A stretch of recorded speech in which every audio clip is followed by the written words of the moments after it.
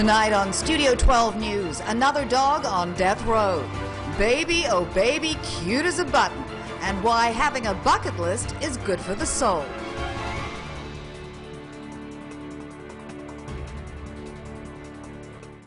Good evening, I'm Kate Wheeler. Terrified to let their dogs be seen in public. That's what an animal activist says is happening to pet owners who have dogs that look like pit bulls.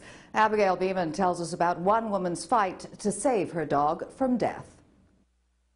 Look at my pretty girl. That pretty girl, Roxy, is with her owner, Deanna Pike, no more. And Pike's worried she'll be put to death. When I leave and come back, my dog's not there to greet me at the door. She usually sleeps in bed with me. She shares my pillow, and now she's not there. Pike's boyfriend had Roxy tied up to this pole at a nearby convenience store. Bylaw officers picked up the dog. Pike says they told her it was because Roxy looked like a pit bull, which is illegal under provincial law. City officials now say the dog was picked up because she was threatening and unlicensed. It was aggressive by nature, so people were moving to the other side of the street to avoid the dog. As they approached the dog, it was demonstrating aggressive behavior. Pike hasn't been able to see Roxy since she was taken here to Oshawa Animal Services on Monday. Now she's playing the waiting game. The city has told her that next week she'll be able to find out when her appeal is and when she'll get to see her beloved pet. Hungary, France, Kentucky. Pike's not alone in her fight. Almost 1,500 global signatures on an online petition and support from a fledgling organization that wants to help dog owners. It's to recognize that this ban, this law, this bylaw that we have now given the authorization to kill is unacceptable. It wouldn't be acceptable if it was a human. It wouldn't be acceptable if it was any type of other breed. So why should it be acceptable for this one particular categorizing of dog?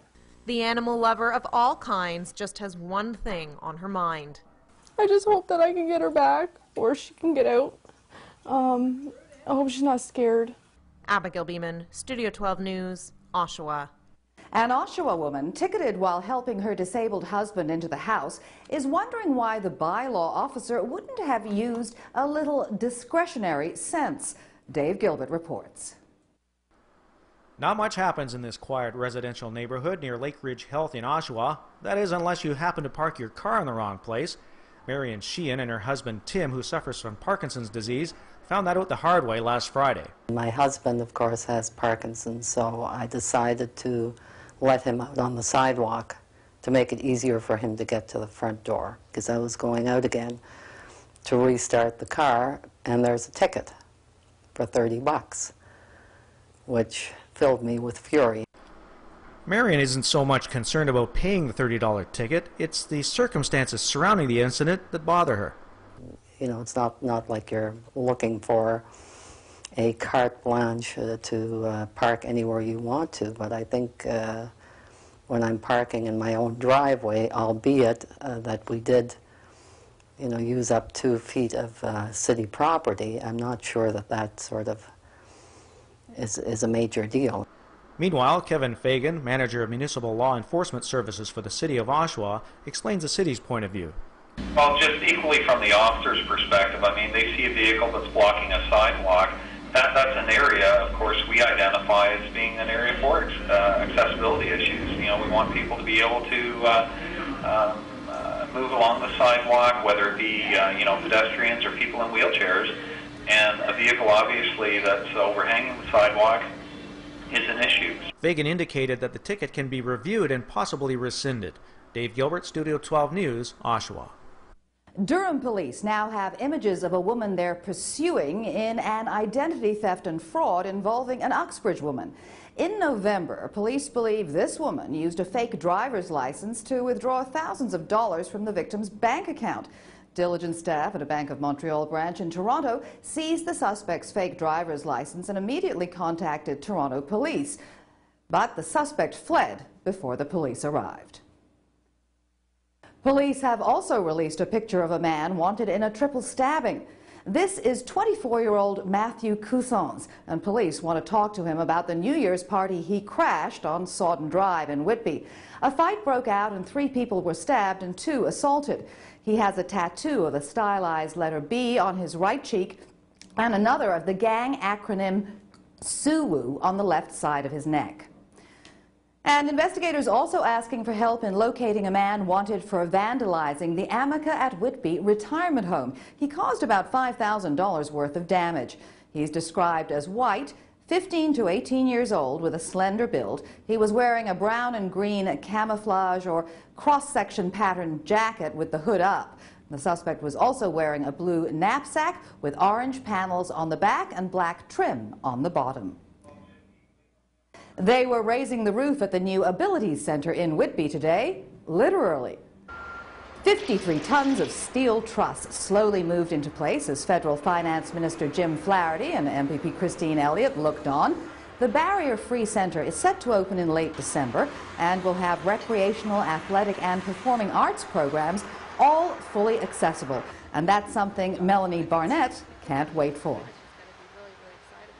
I am an individual who has a diagnosis of autism spectrum disorder, and it's very hard with my social life, and I really think this is an idea for me to get some social activities and be part of a social group. So I'm just really, really happy just to be here and cannot wait for the building to be done.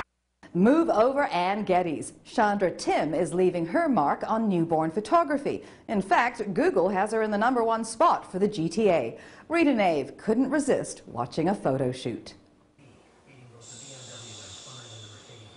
Chandra Tim has the gentle touch. The newborn photographer and owner of Chandra Lee Photography is preparing baby Jules for his close-up. That means making sure the 8-day-old is settled. It can take her 20 minutes or up to an hour shushing the baby, a technique used to calm them.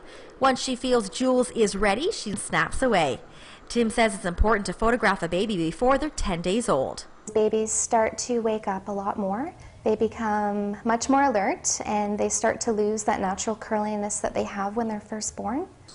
Tim has been photographing newborns for 3 years after giving up a career as a law clerk. She says she had newborn portraits done of her daughter Madison at 3 weeks old, but didn't know about newborn photography at the time and missed out on the curled up sleepy images she captures today. It's just an amazing feeling. I've literally worked about close to 100 hours a week since I started. I've attended about 30 photography classes and workshops, traveled throughout the U.S. to attend posing workshops, and I've just put my heart and soul into this. And it shows in the images she makes. Most of the time babies are photographed naked, and in order to get the pose, she says the house needs to be warm. Each session takes about 4 hours, and parents like Corey don't mind. The newborn stage only lasts for so long, and it's a rare opportunity to be able to capture what they look like for the first 2 weeks when they're all bendy and sleepy.